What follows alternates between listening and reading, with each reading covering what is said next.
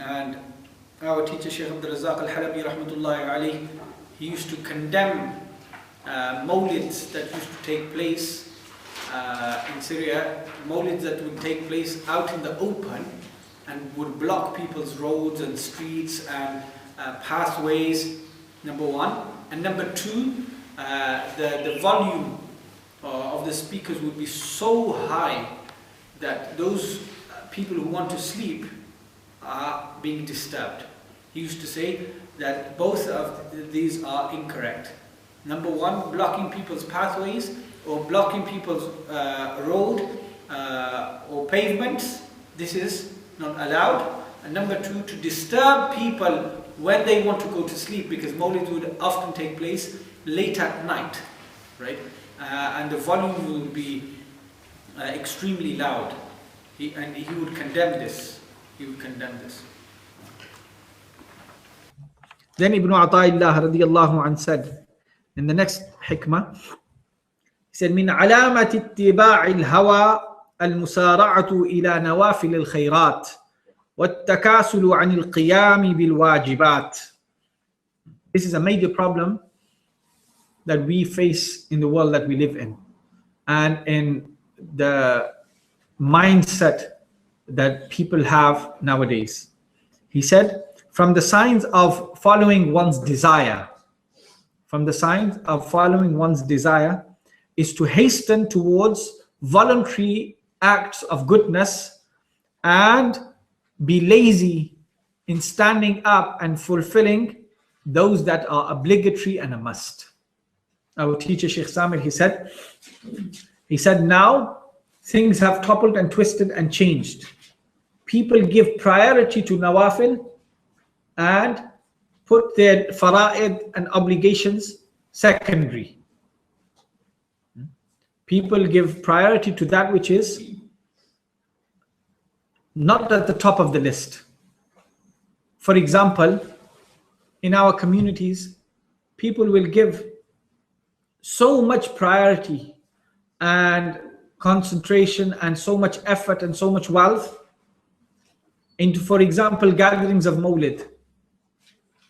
They will spend thousands of pounds on it.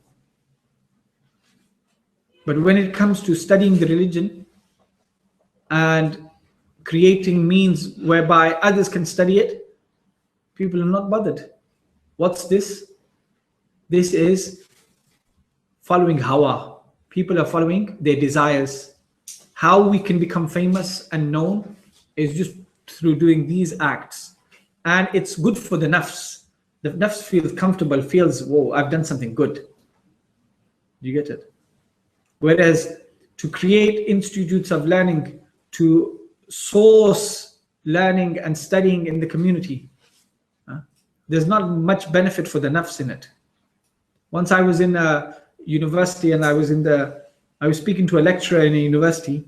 I was in his office and he said to me, if you want to go into teaching, then remember there's no money in it. He said to me, remember there's no money in it. And the efforts that you have to exert are enormous and you don't get paid for them. All the marking you have to do, all the research you have to do, and so on and so forth. Likewise, in our community, people don't want to go for those projects that will benefit the community and that are difficult. They just want to go for the easy matters. Let's just have a Mawlid party. And they become parties now. They have a Mawlid gathering.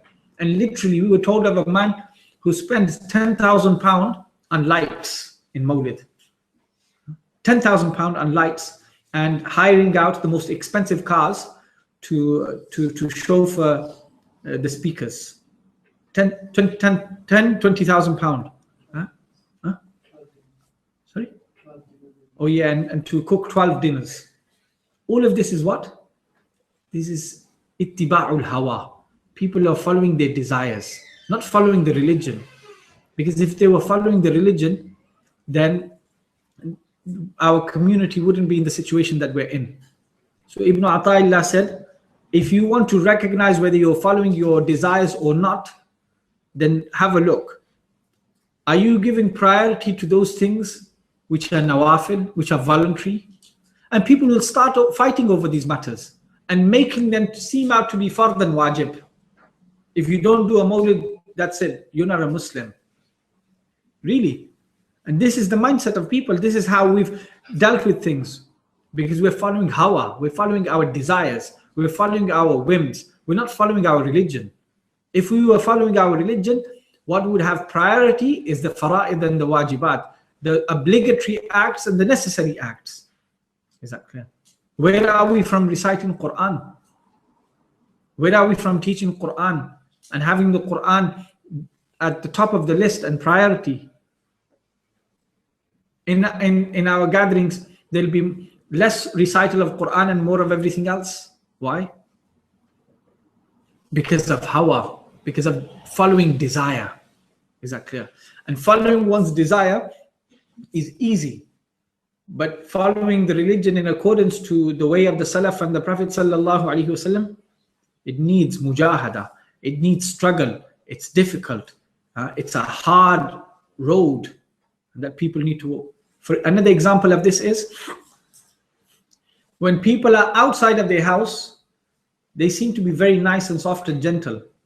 When they come inside their house, they become angry and they become monsters. Why? Because they're following their hawa. Outside, they don't want their repetition, or they don't want their fame and reputation to be harmed. But at home, they feel, I can do anything here. This is following hawa, following one's desires. So we have to be extremely careful of this, that we not give up the fara'id. Like, for example, in Ramadan. In Ramadan, on certain nights, people will sit in the masjid all night praying nawafil. And the next day, they'll miss all their fara'id. The next day, they'll miss all of their fara'id. Do you get it? And the scholars say that if somebody stays up at night with nawafil, voluntary acts, and then misses fajr in the morning, they've wasted their whole night. They've wasted their whole night. And now people sit at television, even if it's listening to a religious lecture. But if they know, if I stay up at this hour of the night, I won't be able to wake up for fajr, then they've wasted their night. Because this religion wants us to prioritize our affairs. Start with the fara'id and then move on. Another important point from this is that people want to travel out to study. People want to travel out to study. The scholars have said, the one who does not exhaust the resources of learning in his locality and goes out to study, leaving those resources of his locality, this is an indication of arrogance.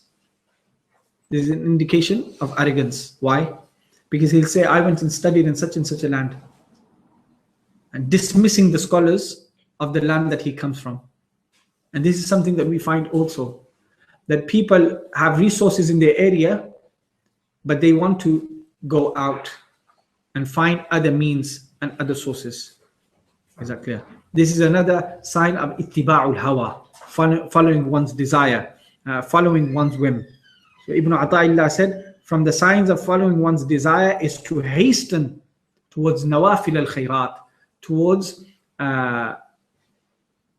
voluntary acts of goodness, wat-takasul, and to be lazy from establishing the wajibat, establishing the obligatory and the fara'id of one's acts.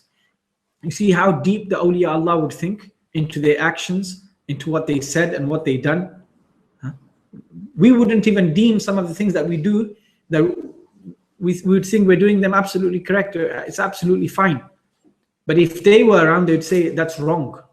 They'd stop us from doing so much of the stuff that we do. We do out of, we think it's a religious duty and it's religious to do this. They would stop us and say, leave this, you don't need to do this. This doesn't take priority, something else takes priority. Like Shaykh Samir, he said, we used to have a gathering where lots of people used to attend. We used to have a Mawlid and people used to sing nasheeds and stuff. He said, one day I told the people, I said, I want everybody to recite X amount of Quran every week. And when you come back in the next session, I want you to report to me how much Quran you read. He said, people started to disappear. The gathering frizzled out. People disappeared. Why? Because people want to do what the nafs likes. What does the nafs like? Just relax. It doesn't like to be burdened. It doesn't like to do those things which are wajib and fard, which are a must. Wants to just do voluntary things so they can do them whenever they want. Do them whenever they want and not be bound by its fajr time. Now it's zuhr time. Now it's asr time. Now it's maghrib time. Now it's isha time. Now it's bedtime. They don't want to be bound by things. They just want to let the nafs. So one of the ways of fixing up the nafs is to prioritize the fara'id. Prioritize the fara'id. Likewise with this science of sorting the nafs out, it's all bitter. But the end results of them are sweet. And when a person gets used to this medicine, then Allah subhanahu wa ta'ala gives him sweetness also, gives that person sweetness. But we don't want to start off with sweetness, bitterness, we want to start off with the sweetness. Is that clear? So we have to remember that the nafs has a big portion in following up acts which are just voluntary. And it feels, when it's bound to do something, the nafs doesn't have enjoyment in that. Is that clear? So where if people have to honor their parents, look after their parents, they find it to be burdensome. They find it to be burdensome. But if they have to look after somebody else or be nice and kind to somebody else, they find it easy because that's nafil. Is that clear?